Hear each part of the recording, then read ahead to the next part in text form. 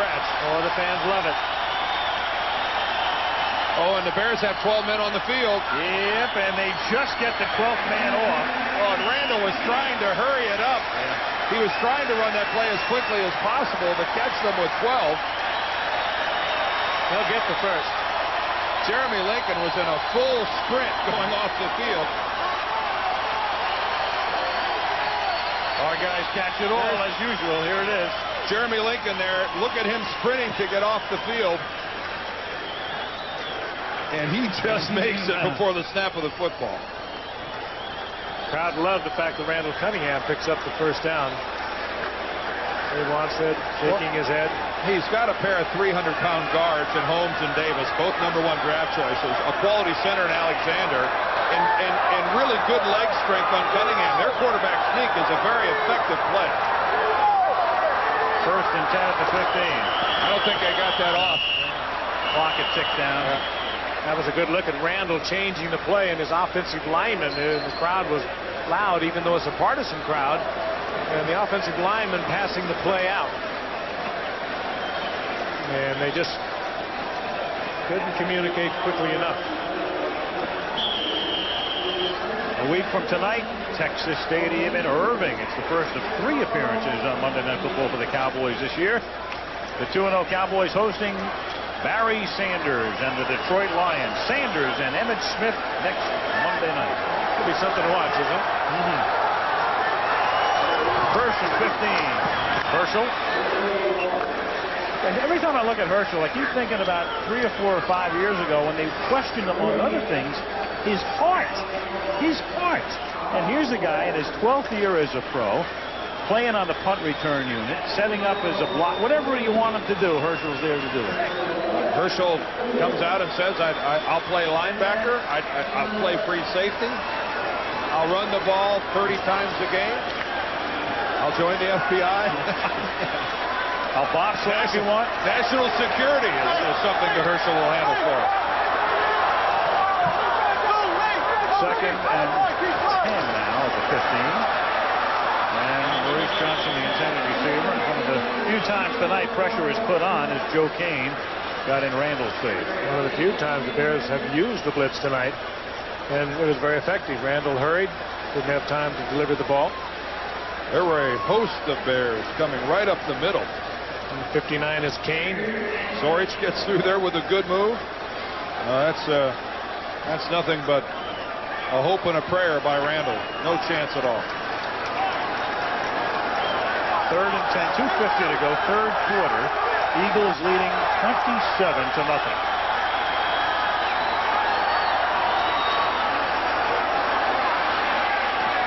And Cunningham throws, and it's incomplete at the 10-yard line. Intended for Walker. Dante Jones is there. I'd say that was a good read by Randall. Just as he was releasing the ball, he saw Dante Jones coming into where he could have had a chance to pick that ball off, and he just dumped it onto the turf. Randall having a good night. Eddie Murray comes in for a field goal attempt. Murray, who spent much of his career with Detroit, as Cunningham goes over things with Bratkowski and Coatside. And Eddie has moved around last year with Dallas. Brister will set it down. It's a 33-yard attempt, and Murray bangs it through. 3 field goals tonight for Eddie Murray. And Philadelphia extends its lead to 30. The big question is, if the Bears score, will they go for 2? We showed you the Liberty Bell replica before, and there's the real deal in Independence Hall, in the city of brotherly love, where they are enamored with their Eagles tonight. And right now it's time for the Bears to show a little constitution themselves. Down 30-0. It's good, Dan. Thank you very much. Very, very nice. And maybe provide some fireworks. Berger's kick is taken at the 12-yard line, and Conway brings it back up to the 37-yard line. We have 2:31 left in the third. 30-0. Philadelphia.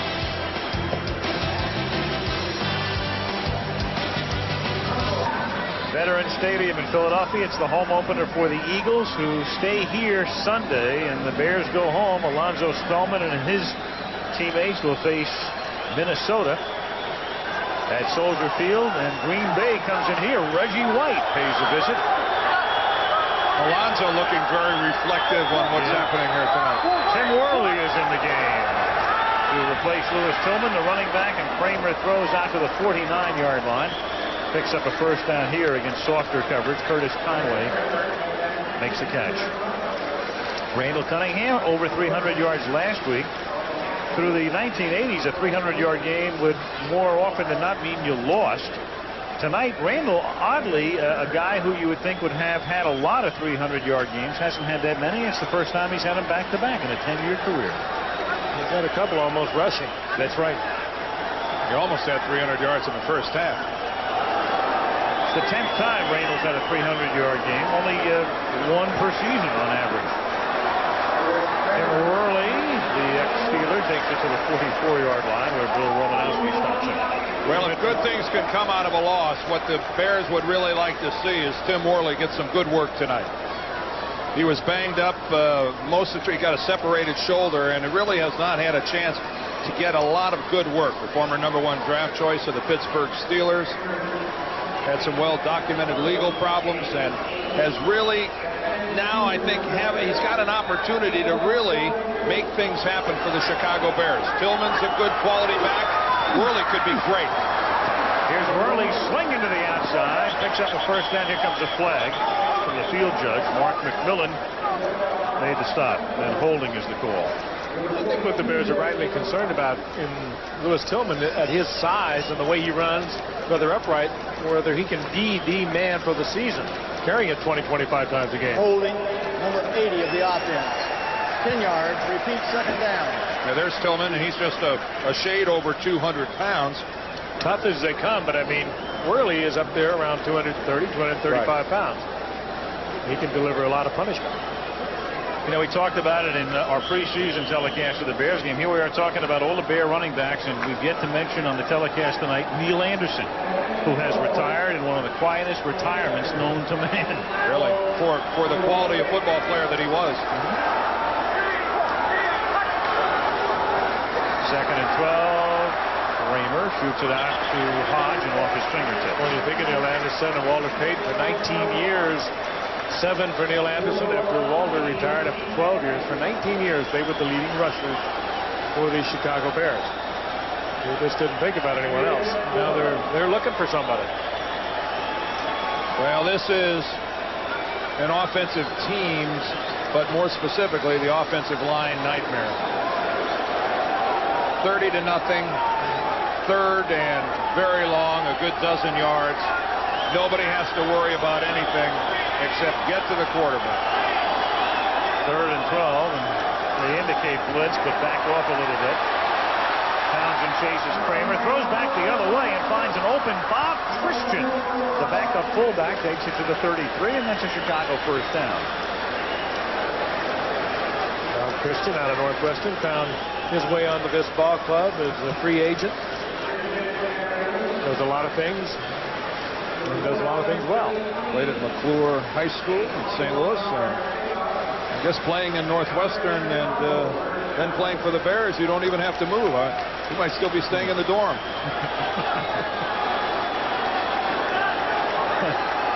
First and 10 at the 33-yard line. It's a great way to save a few bucks. Yeah. Kind of like Jeff Lurie renting in California. Right. And the clock expires before the end of the third quarter. Snap. First quarter. End of 3. Thank you very much, Jerry Austin. End of 3. Philadelphia 30. Chicago nothing. Monday Night Football match after the word for ABC.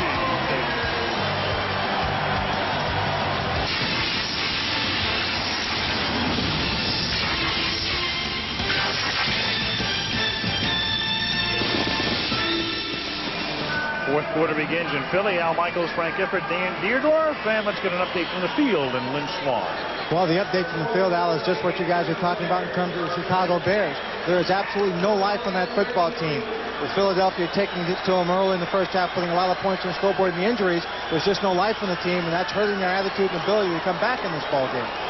Al? Well, they were out of it pretty early with the type of offense they've exhibited over the recent past. There's a little flip pass down to Jeff Graham. And as Dan mentioned before, when you fall into a 14-0 hole, as did the Chicago Bears, they may have a revamped offense, and Mike McCaskey, the owner of the team, helping to revamp it and remold it, but this is still a team not suited to come from behind.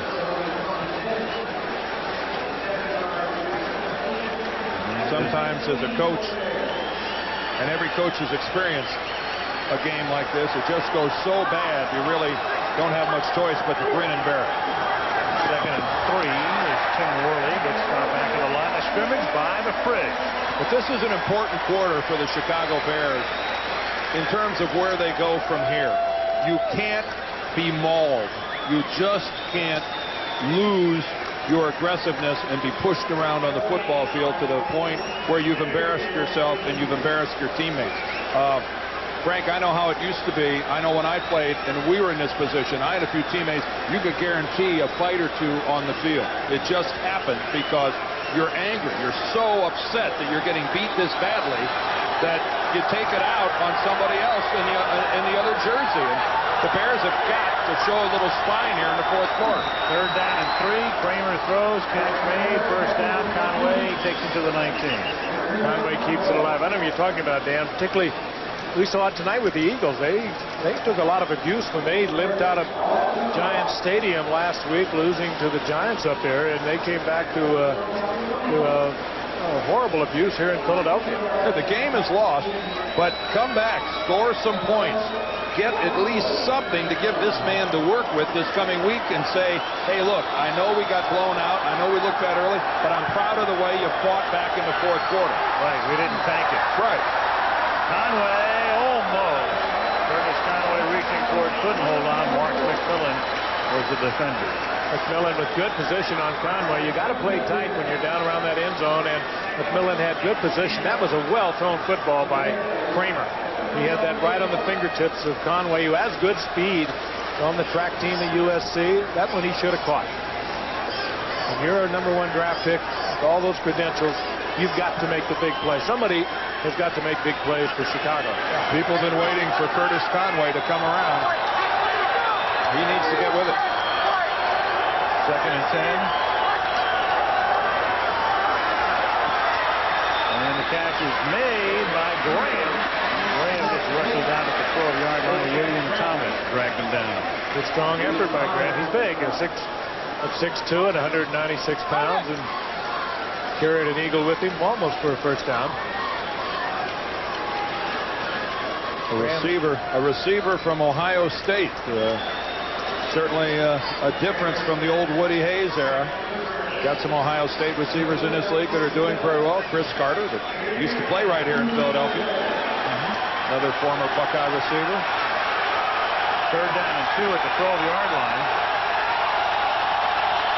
Eagle fans want their shutout. And they're not going to get it because Gedney makes his 3rd touchdown catch of the season, but there's a marker down at the 19-yard line. Well, that's a bad place for that marker to be for Philadelphia, or rather for the Bears. And I think Juan says expression, Holding says it. On the 2nd. Repeat 3rd down. James Williams. The big cat is not purring at the moment. Well, the big cat got whiffed at the line of scrimmage on an inside move and had to resort to a tackle. William Fuller beat him inside, and then Big Cat did the only thing he could do to keep his quarterback from getting hit. He just turned and tackled William Fuller. Greg Townsend avoided a shot at Kramer that could have also drawn a flag.